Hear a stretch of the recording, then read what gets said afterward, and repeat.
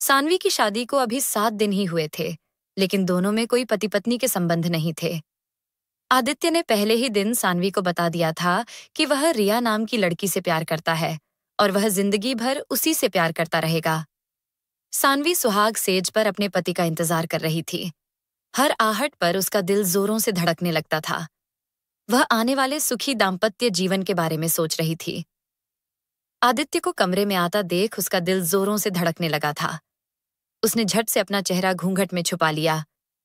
उसने सोचा था कि आदित्य उसके सामने बैठकर घूंघट उठाएगा, उसकी खूबसूरती की तारीफ करेगा, कुछ उसके बारे में पूछेगा, कुछ अपने बारे में बताएगा। लेकिन आदित्य ने कमरे में आते ही बड़ी ही बेरुखी से कहा, मुझसे कोई आस मत लगाना। मेरे जीवन में कोई है जिसे मैं बहुत चाहता हूं। तुम चाहो तो अपने घर वापस जा सकती हो। मैं तुम्हें खर्चा देता रहूंगा। आदित्य ने अपने मन की बात सानवी से कह डाली। उसके मन में एक बार भी ख्याल नहीं आया कि जिसे मैं जीवन साथी बनाकर लाया हूं, उसके लिए भी मेरे कुछ कर्तव्य हैं। पति के इस व्यवहार से सानवी के सारे सपने एक ही पल में टूट गए। खर्चा देने की बात सुनकर सानवी को समझ आ गया कि आदित्य शादी के बंधन से छुटकारा पाना चाहता है और वह इसके लिए किसी भी हद तक जा सकता है। अचानक उसकी जिंदगी में तूफान आ गया था। उसके सारे सपने टूटकर चकनाचूर हो चुके थे। उसने अपना घूंघट उठाया और आदित्य से कहा, क्या आप मेरी एक बात मानेंगे? आदित्य ने बिना उसकी तरफ देखे कहा, मुझे मालूम है। अब तुम रोना धोना करोगी कि तुमने मुझसे शादी क्यों की, मेरा जीवन बर्बाद कर दिया। तुम कुछ पूछो, इससे पहले ही मैं तुम्हें बता देता हूं। मैं तुम्हें अपनी पत्नी कभी स्वीकार नहीं करूंगा। मैंने शादी माता पिता के दबाव में की है। बिरादरी, जात पात, इन सब दकियानूसी बातों के कारण रिया से शादी नहीं हुई। माता पिता ने आत्महत्या करने की धमकी दे दी। तुमसे जबरदस्ती शादी करवा दी। मैं कभी भी तुम्हारी ओर नहीं देखूंगा, समझी? उन्हें क्या लगता है, शादी कराकर रिया से मुझे दूर कर दिया। मुझे रिया से कोई दूर नहीं कर सकता। तुम भी नहीं, भगवान भी नहीं। सानवी ने कहा, मैं आपसे सिर्फ इतना कहना चाहती हूं कि मेरे माता पिता ने अपने जीवन भर की कमाई मेरी शादी में लगा दी। मेरी छोटी बहन अभी पढ़ रही है। मैं नहीं चाहती कि मेरे कारण मेरे माता पिता दुखी हों। तो क्या आप कुछ समय तक मेरे और मेरे परिवार के सामने मुझे पत्नी का झूठा दर्जा दे सकते हैं? मेरे माता पिता ये सच्चाई जानकर जी नहीं पाएंगे। आदित्य बिना बोले करवट लेकर आंखें मूंद ली। सानवी भारतीय संस्कृति में पली बढ़ी थी, जहां शादी को विशेष दर्जा दिया जाता है। एक बार शादी के बंधन में बंध गए तो रिश्ता 7 जन्म तक नहीं छूटता। सानवी नए जमाने की पढ़ी लिखी लड़की थी। चाहती तो इस रिश्ते से आजाद हो सकती थी, लेकिन वह मध्यम वर्गीय परिवार से थी। उसके माता पिता की जीवन भर की पूंजी उसकी शादी में लग गई थी। यही कारण था कि वह किसी भी हाल में अपनी शादी को बचाना चाहती थी। उसने सोचा कि आदित्य जैसा कहेगा वह वही करेगी। इस तरह धीरे धीरे पति का प्यार पालेगी। दिन गुजरने लगे, पर आदित्य ने सानवी की तरफ आंख उठाकर नहीं देखा। कई बार सानवी आदित्य से बात करने की कोशिश करती, पर उसकी सारी कोशिशें व्यर्थ जा रही थीं। आदित्य जितना बेरुखी से बात करता, सानवी का प्रेम उसके लिए बढ़ता जा रहा था। आदित्य के बिना सानवी के लिए दिन पहाड़ और रात काली बला की तरह लगने लगी थी। सानवी को विश्वास था कि वह आदित्य को एक दिन पालेगी। वह अपने सास ससुर का भी ख्याल रखती थी। कई बार आदित्य की मां सानवी को उदास देखकर पूछ लेती, आदित्य का व्यवहार तुम्हारे प्रति कैसा है? दोनों में सब ठीक चल रहा है ना? सानवी आंखें झुका लेती, सिर्फ गर्दन हाँ में हिलाकर जवाब देती। मां को संदेह हो रहा था, लेकिन संकोच के कारण वह कभी खुलकर बात नहीं कर पाई। इसी तरह शादी को 8 महीने और निकल गए। आदित्य तो अपने प्यार के पास था, इसलिए उसे किसी और का दुख महसूस नहीं हुआ। लेकिन सानवी अपने पति के प्यार को पाने के लिए तड़प रही थी। उसकी हर कोशिश नाकाम होती जा रही थी। सानवी का शांत व्यवहार उसे मनमानी करने के लिए और बढ़ावा दे रहा था। अब वह काम की अधिकता का बहाना करके रात को घर नहीं आता था। आदित्य के आए दिन रात को बाहर रहने के कारण सानवी परेशान हो गई। उसे लगा कि सास ससुर से बात करनी चाहिए। कहीं वह गलत रिश्ते में तो नहीं है? हो सकता है वह लड़की ठीक ना हो। यही सोचकर एक दिन सानवी ने अपने सास ससुर के साथ बात करने का निश्चय किया। उसने संकोच करते हुए अपनी सास से कहा, माँ जी, मैं आपसे कुछ कहना चाहती हूँ। हाँ, बोल बेटी, सास ने कहा। सानवी बोली, माँ जी, हमारी शादी को 8 महीने हो गए, लेकिन ये मुझसे बात तक नहीं करते। हमारे बीच पति पत्नी जैसे कोई संबंध नहीं है। मैंने आपके बेटे के साथ बात करने की बहुत कोशिश की, लेकिन वह मेरी तरफ नजर उठाकर भी नहीं देखते। बेटा, मेरा बेटा आजकल के लड़कों जैसा नहीं है। थोड़ा शर्मीला है। थोड़ा वक्त दे दो, सब ठीक हो जाएगा। सास ने कहा, नहीं माँ जी, उन्होंने मुझे पहली रात में ही बता दिया था कि वह किसी और को प्यार करते हैं। आपने उनकी शादी जबरदस्ती मुझसे कराई है। सानवी की सास के पास अब कोई उत्तर नहीं था, लेकिन सानवी का सब्र टूट चुका था। अपनी जिद में उन्होंने शादी तो कर ली, लेकिन मैं उनकी बहू न बन पाई। वह तो अपनी प्रेमिका के साथ हैं। मेरा जीवन बर्बाद हो गया। मेरी शादी की सच्चाई जानकर मेरे माता पिता का क्या हाल होगा, आप बताइए। सानवी अपने आंसू रोक न सकी। उसकी बातें सुनकर ससुर जी कमरे में आ गए। हाथ जोड़कर माफी मांगते हुए बोले, मैंने सोचा तुम्हारे जैसी सुंदर सुशील पत्नी पाकर वह उसे भूल जाएगा, लेकिन उसकी बुद्धि खराब हो गई है। बेटी, थोड़ा सब्र रख। मुझे मालूम है वह लड़की सही नहीं है। मेरा बेटा उसके प्यार में अंधा हो चुका है। मुझे विश्वास है एक दिन झूठे प्यार में ठोकर खाकर तेरे पास ही लौट कर आएगा। सानवी ने कहा, पिताजी, अब सहा नहीं जाता। मुझे भी इनको लेकर चिंता रहती है। कभी कभी मन होता है माता पिता के पास वापस लौट जाऊं। सास ससुर ने उसे बहुत समझाया और कहा, जहां 8 महीने काट लिए, हमारे कहने पर कुछ समय के लिए और रुक जाओ। शायद सब ठीक हो जाए। हम बात करेंगे उससे। अगले दिन सानवी बाजार जा रही थी। तभी उसने देखा कि आदित्य एक सांवली रंग की लड़की के साथ है। वह उसके पीछे पीछे जाने लगी। उसने देखा कि वे एक सकरी सी गली के छोटे से घर में घुसे और दरवाजा बंद कर लिया। सानवी तेजी से उस तरफ बढ़ी। वह दरवाजे के बाहर खड़ी हो गई। वह दरवाजा खटखटाने जा रही थी, पर रुक गई। दोनों की हंसी सुनकर वह बेचैन हो रही थी। वह सोच रही थी कि वह दरवाजा खटखटाए या दोनों के बाहर आने का इंतजार करे। उसकी आंखों से आंसू बह रहे थे। उसे ऐसा लग रहा था जैसे उसके प्राण निकल जाएंगे। अपने पति को किसी और के साथ देख पाना बहुत मुश्किल हो रहा था। वह सोच रही थी कि रिया बहुत खूबसूरत होगी, लेकिन वह एक साधारण नक्श वाली सांवले रंग की लड़की थी। आज रिया को अपने पति के साथ देखकर सानवी अपने आप को बहुत बदसूरत अनुभव कर रही थी। उसे ऐसा लग रहा था जैसे वह संसार की सबसे कुरूप महिला हो, जो अपने पति को न पा सकी। काफी देर तक सानवी घर के बाहर खड़ी रही, उनके आने का इंतजार करती रही। उसने मन ही मन सोच लिया था कि आज वह रिया से अपने पति को वापस मांगेगी। साफ साफ उसे अपनी जिंदगी से चले जाने के लिए कह देगी। थोड़ी देर बाद दोनों हंसते हंसते बाहर आए। आदित्य सानवी को सामने देखकर थोड़ा घबरा गया। तुम यहाँ क्या कर रही हो? उसने पूछा। सानवी ने उसकी तरफ देखा। अरे, तुम मुझे पहचानते हो? आदित्य ने उसे घूरते हुए कहा, क्यों नहीं, तुम मेरी बीवी हो। सानवी भी थोड़ी ऊंची आवाज में बोली, कभी बीवी को एक नजर उठाकर भी नहीं देखा। तुम्हें यहाँ का पता कैसे मालूम हुआ? आदित्य ने उसकी बात काटते हुए कहा, मैं बाजार जा रही थी, तुम्हें देखा तो तुम्हारे पीछे पीछे आ गई। तुम मेरी जासूसी कर रही हो? आदित्य ने कहा। नहीं, मैं ऐसा क्यों करूंगी? मुझे तुम्हारी जासूसी करने में कोई दिलचस्पी नहीं है, सानवी ने जवाब दिया। आदित्य बोला, मैंने तुम्हें पहले दिन ही बता दिया था कि मेरी जिंदगी में कोई और नहीं आ सकता। फिर आज ये सारा ड्रामा क्यों? सानवी अपने आंसुओं को रोक न सकी। तुमको मेरी तकलीफ ड्रामा लग रही है? आदित्य बोला, मैंने तुम्हें हाथ भी नहीं लगाया और हमारे बीच कोई पति पत्नी का रिश्ता भी नहीं है, तो कपट कैसा? सानवी बोली, अपनी ब्याहता को न छूना, इससे बड़ा कोई अपमान नहीं। सुहागन होते हुए भी अपने पति का प्यार न पा सकी, इससे अधिक कोई प्रताड़ना नहीं। मेरे लिए मेरा पति मेरा नहीं। आज सानवी सारी शर्म छोड़ चुकी थी। आज वह अपना हक लेना चाहती थी। उसका सब्र का बांध टूट गया था। लोगों की भीड़ इकट्ठा हो चुकी थी, लेकिन सानवी को किसी का कोई डर नहीं था। तुम्हें इसे छोड़कर अपनी पत्नी के पास वापस आना होगा। तुम्हें मेरा बनना होगा, नहीं तो मैं अपनी जान दे दूंगी, सानवी ने सबके सामने धमकी देते हुए कहा। लेकिन आदित्य ने सानवी की कोई परवाह नहीं की। वह बोला, तुम्हारा जो मन हो वह करो, लेकिन मेरा पीछा छोड़ो। सानवी रोते रोते रिया से बोली, मैं तुम्हारे आगे हाथ जोड़ती हूँ, मेरा पति मुझे लौटा दो। तुम जो कहोगी वह करने को तैयार हूं। बोलो, क्या लोगी तुम मेरे पति को छोड़ने के लिए? रिया के चेहरे पर जीत की खुशी थी। सानवी को तड़पते देख वह खुश थी। उसे सानवी पर बिल्कुल दया नहीं आई। वह हंसकर बोली, क्या तुम अपनी सुहाग की चूड़ियां मुझे दोगी? क्योंकि जब सुहाग ही तुम्हारा नहीं है तो तुम ये चूड़ियां पहनकर क्या करोगी? इन पर तो मेरा हक है। अपने पति के साथ साथ ये सुहाग की चूड़ियां भी मुझे दे दो।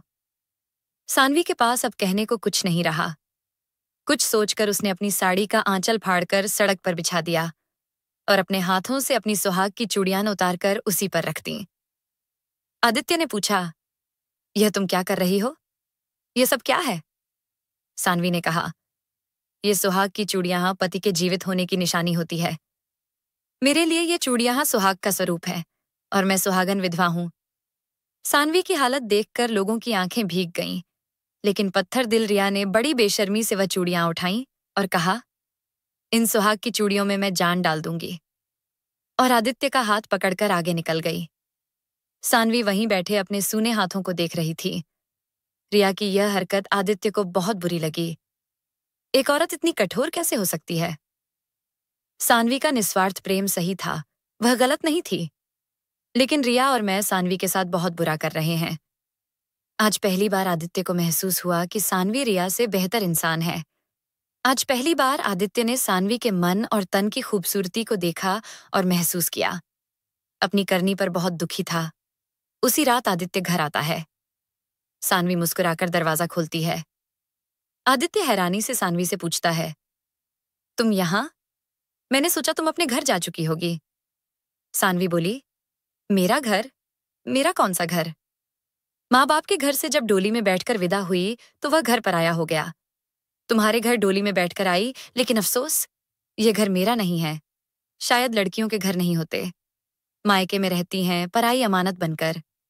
लड़की के माँ बाप जीवन भर की पूंजी और अपने हाथों से पली लड़की को अजनबियों के हाथ यह सोचकर सौंप देते हैं कि वह अपने घर जा रही है। ससुराल वाले कभी मन से नहीं अपनाते। ससुराल में भी पराई लड़की ही कहलाई जाती है। तो किस घर में जाने की बात कर रहे हो? मेरे लिए तो दोनों घर ही पराए हैं। आदित्य चुपचाप अपने कमरे में चला गया। बिस्तर पर लेटे लेटे वह सानवी के बारे में सोचने लगा। उसे पहली बार एहसास हुआ कि स्त्रियों का जीवन बहुत कठिन है। सानवी सही कह रही थी। जिस घर में वह पैदा हुई, वह घर ही उसके लिए पराया। मेरे जैसे जीवन साथी के साथ अपने घर के सपने लेकर आई, उसे मैं वह भी न दे सका। उसका क्या कसूर है? खोट तो मुझ में है। माता पिता की जिद से हार मानकर सानवी से शादी कर उसका जीवन नष्ट कर दिया। सानवी ने तो बेटी, बहू और पत्नी का रिश्ता ईमानदारी से निभाया, और मैं न अच्छा बेटा बन सका, न अच्छा पति। अब इन सब में मेरी ही गलती है। लेकिन रिया का व्यवहार सानवी के प्रति अच्छा नहीं था। सानवी में कितनी करुणा थी, लेकिन रिया का व्यवहार इतना रूखा था। वह असमंजस में था कि वह क्या करे। उसे अपनी गलतियां नजर आ रही थीं। उसकी आंखों के सामने सानवी का चेहरा बार बार दिखाई देता, जो अपने रिश्ते को बचाने के लिए रिया के सामने गिड़गिड़ा रही थी। और रिया ने कितनी बेशर्मी से उसकी सुहाग की चूड़ियां उठा लीं, जबकि उसे सानवी को चूड़ियां वापस दे देनी चाहिए थीं। मैं क्यों सानवी का दुख नहीं समझ पाया? मैंने उसके साथ अच्छा व्यवहार नहीं किया। लेकिन सानवी आज भी दो घरों की इज्जत बचाने के लिए मेरे साथ रहने को तैयार है। सानवी की जगह अगर रिया होती तो वह कभी सहन नहीं करती। रिया और सानवी दोनों आज की आधुनिक महिलाएं हैं, लेकिन एक रिश्ते की कदर करती है और दूसरी के लिए रिश्ते स्वार्थ से जुड़े हैं। मैं प्रेम में अंधा हो चुका था। अपनी पत्नी के निस्वार्थ प्रेम को नहीं समझ पाया। अब मैं जान चुका हूं कि सानवी से बेहतर जीवन साथी कोई नहीं हो सकता। आदित्य रात भर सानवी के बारे में सोचता रहा और फिर न जाने कब उसकी आंख लग गई। जब वह सुबह उठा, कमरे से बाहर आया तो सानवी कहीं दिखाई नहीं दे रही थी। उसने अपनी मां से पूछा, सानवी कहाँ है? मां गुस्सा दिखाते हुए बोली, मैंने रात को तुम्हारी बातें सुन ली थीं, और जब मुझे सारी बात पता चली तो मुझे सानवी के लिए बेहद दुख हुआ। आज की आधुनिक महिला जो छोटी छोटी बातों पर ससुराल छोड़कर मायके चली जाती है, वही जिसके पति ने पहली रात ही उसे ठुकरा दिया हो, उसके बावजूद वह अपने माता पिता के लिए तुम्हारे साथ रिश्ता निभा रही थी। वह हीरा थी, लेकिन तेरी आंखें बंद थीं। तू बदकिस्मत है जो हीरे को छोड़कर उसको अहमियत दे रहा था। अब हम अपनी गलती सुधारना चाहते हैं। मैंने और तुम्हारे पिताजी ने यह फैसला लिया कि उसके पिता को वह सारी धनराशि दूंगा जो उन्होंने सानवी की शादी में खर्च की है। अब वह तुम्हारे साथ नहीं रहेगी। तुम उसे तलाक दे दो। हम गलत थे जो तुम्हारे जीवन पर अपना अधिकार समझा। आज समय बदल चुका है। बच्चों को अपने फैसले स्वयं लेने चाहिए। हमारी जिद ने सानवी का जीवन बर्बाद कर दिया, लेकिन वह पढ़ी लिखी, संस्कारी महिला है। तेरे माँ बाप ने उसे यहां से चले जाने के लिए विनती की थी, इसलिए सुबह वह अपने मायके चली गई है, लेकिन जाने से पहले तुम्हारे लिए एक तोहफा दे गई है।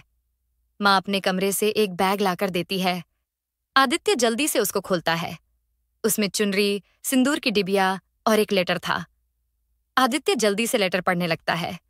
उसमें लिखा था, शादी के समय यह चुनरी और सिंदूर माँ जी ने मुझे सुहागन का आशीर्वाद देते हुए दिया था। मैं यह खो चुकी हूं। मैं चाहती हूं कि यह चुनरी और सिंदूर तुम अपने हाथों से गंगा में बहा दो। लेटर पढ़ते ही आदित्य फफक कर रोने लगा।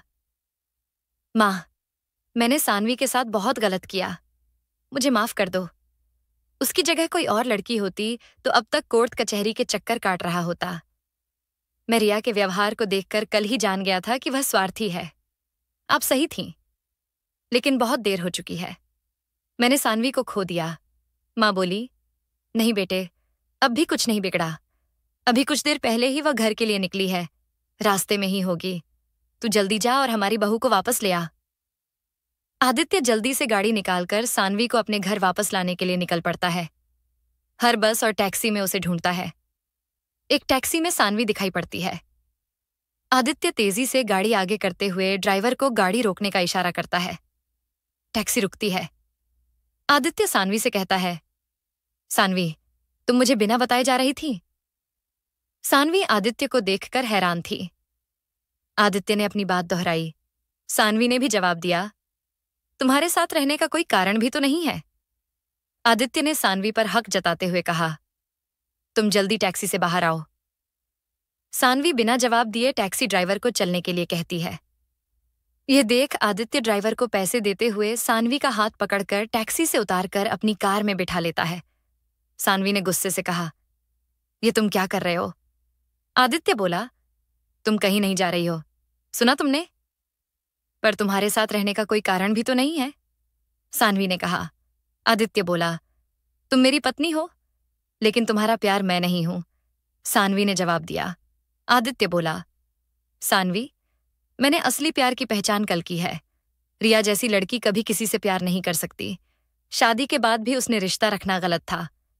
मैं पति धर्म भूल गया था। आदित्य सानवी से माफी मांगते हुए कहता है, तुमसे अच्छा जीवन साथी मुझे नहीं मिल सकता। मैंने तुम्हारे साथ कितना बुरा व्यवहार किया, लेकिन तुम्हारे चेहरे पर हमेशा हंसी रही। तुमने सुहाग की चूड़ियों को जब सुहाग का स्वरूप कहा तो मेरी आत्मा ने मुझ पर धिक्कार दिया। मुझे अपनी गलती का एहसास हो गया। मुझे माफ कर दो। कहते हुए उसने गाड़ी रिया के घर की तरफ मोड़ दी। सानवी ने कहा, यह रास्ता अपने घर का तो नहीं है? आदित्य बोला, हाँ, लेकिन मैं रिया के घर जा रहा हूं। पर क्यों? सानवी ने पूछा। उसे तुम्हारी सुहाग की चूड़ियां वापस लेने के लिए? आदित्य ने जवाब दिया। सानवी की आंखों में खुशी के आंसू थे, क्योंकि आज उसने अपने सुहाग को पा लिया था। आदित्य सुहाग की चूड़ियां लेने के लिए रिया के घर पहुंचता है। अंदर हंसी की बहुत आवाज आ रही थी। आदित्य अंदर जाने लगता है, लेकिन बातों में अपना नाम सुनकर वहीं रुक जाता है। उन लोगों की बातों में लग रहा था जैसे कोई अंदर उसके खिलाफ साजिश रच रहा हो। इसलिए वह बाहर की तरफ लगी खिड़की से अंदर झांकने लगता है। चुपके से अंदर जाता है तो देखता है कि रिया अपने माता पिता और भाई बहन के साथ बैठी है। सामने मेज पर सानवी की सुहाग की कांच की चूड़ियां रखी हैं। रिया की मां हाथ में सानवी के ही सोने के कंगन और सोने की चूड़ियां उठाते हुए कहती है, समय तो लगा, लेकिन माल तो हाथ लगा।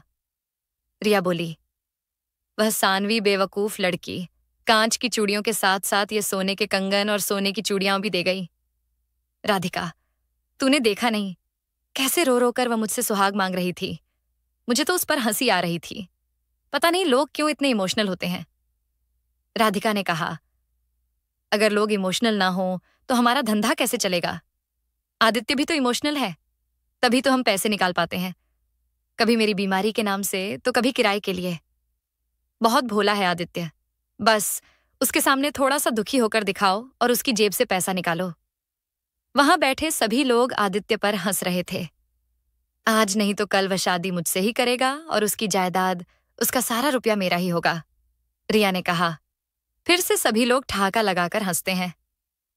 सोफे पर बैठा एक अधेड़ उम्र का व्यक्ति बोला, पर इस बार समय बहुत लग गया माल आने में। रिया दूसरी लड़की से पूछती है, तेरा क्या चल रहा है? दूसरी लड़की कुछ कहने से पहले ही उसका ध्यान आदित्य पर पड़ गया। आदित्य को देखते ही अंदर बैठे लोग सब घबरा गए। आदित्य भी उनकी बातों को सुनकर सन्न रह गया। उसे रिया से बिल्कुल भी उम्मीद नहीं थी, न ही कभी उस पर शक किया।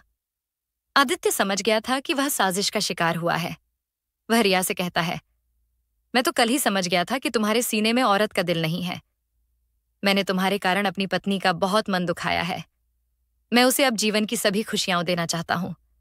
इसलिए आज मैं तुमसे अपनी पत्नी की सुहाग की चूड़ियां वापस लेने आया हूं। लेकिन मैंने सारी बातें सुन ली। मुझे बहुत दुख हुआ कि मैं तुम्हें दिल से चाहता था। तुम्हारे लिए मैंने अपने माँ बाप का दिल दुखाया, पत्नी से अलग रहा। लेकिन तुम केवल प्यार का नाटक कर रही थी, मेरी जायदाद पाने के लिए साजिश रच रही थी। अब तुम्हारी असलियत मेरे सामने है। मुझे तुमसे कोई शिकायत नहीं। मैं ही गलत था जिसने माँ बाप और बीवी के पवित्र रिश्ते को नहीं समझा। रिया, मेरी पत्नी की सुहाग की चूड़ियां मुझे लौटा दो। मैं चला जाऊंगा। इसके बाद मैं तुमसे कभी नहीं मिलूंगा। रिया वास्तव में सोने की चूड़ियां वापस नहीं करना चाहती थी। कमरे में मौजूद लोग आदित्य को पकड़कर अंदर के कमरे की तरफ खींचते हैं। आदित्य वहां से भागता है और कार में जाकर बैठ जाता है। आदित्य सानवी को जल्दी से पुलिस को फोन करने के लिए कहता है। सानवी घबराकर आदित्य से पूछती है, ऐसा रिया के घर में क्या हो गया कि पुलिस को फोन करना है? गाड़ी स्टार्ट करते हुए आदित्य बोला, जितना कह रहा हूं उतना करो। जल्दी से फोन लगाओ। अगर तुमने पुलिस को हमारे खिलाफ कुछ भी कहा तो हमसे बुरा कोई ना होगा, रिया ने धमकी दी। तब तक सानवी पुलिस को फोन मिला चुकी थी। मामला बिगड़ता देख रिया और बाकी लोग भागने लगते हैं, लेकिन सानवी रिया को भागने नहीं देती। कुछ देर में पुलिस भी पहुंच जाती है। आदित्य से पूरा मामला जानकर पुलिस रिया और उसके परिवार को हिरासत में ले लेती है। आदित्य अपनी पत्नी सानवी की सुहाग की चूड़ियां लेकर दोनों घर वापस आ जाते हैं। घर पर आदित्य के माता पिता चिंता में बैठे थे। तभी सानवी और आदित्य आते हैं। माँ बाप दोनों को देखकर बहुत खुश होते हैं। माँ कहती हैं, कितनी सुंदर जोड़ी है। दोनों अपने माता पिता के पांव छूकर आशीर्वाद लेते हैं। आदित्य बैग से चुनरी, सिंदूर निकालता है। उस पर सुहाग की चूड़ियां रखकर माँ से कहता है, माँ, एक बार फिर से बहू को सुहाग पिटारी देने की रस्म पूरी कीजिए। आदित्य की माँ अपनी बहू सानवी को सामने बिठाकर कहती हैं, मैंने तो इसे अपनी बहू मान लिया था, लेकिन तूने इसे आज अपनी पत्नी स्वीकार किया। आज यह रस्म तू अपने हाथों से निभा। आदित्य अपने हाथों से चूड़ियां पहनाता है और सिंदूर लगाकर सानवी को चुनरी ओढ़ाता है। सानवी के चेहरे पर मुस्कान देखकर आज उसे समझ आता है कि एक भारतीय संस्कारी औरत उसके लिए रिश्तों से बढ़कर कोई खजाना नहीं है। धन्य है नारी जो माफ करने का जज्बा रखती है। यह जज्बा पुरुषों में कम दिखाई देता है। आशा करती हूँ आपको हमारी कहानी अच्छी लगी होगी। अगर आपको हमारी कहानी अच्छी लगी तो वीडियो को लाइक करें, चैनल को सब्सक्राइब करें। वीडियो देखने के लिए आप